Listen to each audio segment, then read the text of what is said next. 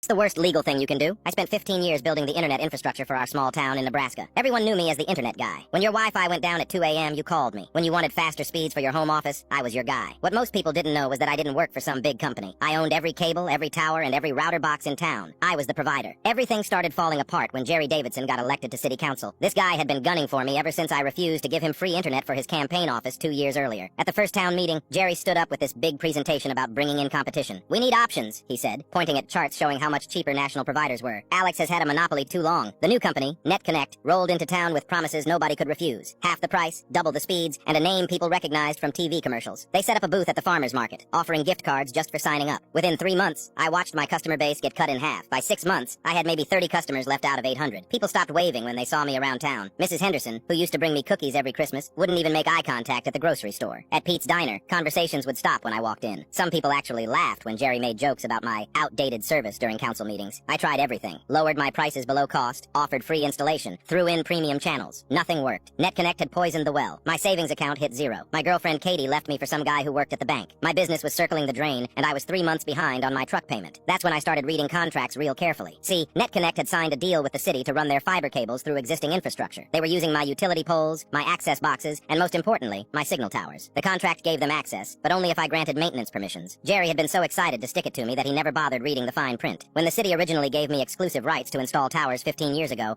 I wrote a clause that let me shut down signal access with 60 days notice. Back then, it seemed like a smart way to protect my investment. Now it was my nuclear option. I spent 3 nights going through every page of every contract. NetConnect's infrastructure piggybacked completely on my original network backbone. They never laid fresh lines because it would have cost millions. They just plugged into what I'd already built and called it an upgrade. On a Tuesday morning, I walked into City Hall and filed my 60-day notice to terminate signal access. Jerry was there picking up some paperwork and saw me at the counter. He asked what I was doing with a smug grin on his face. "Just some routine maintenance paperwork," I told him. NetConnect's lawyers showed up exactly 1 week later.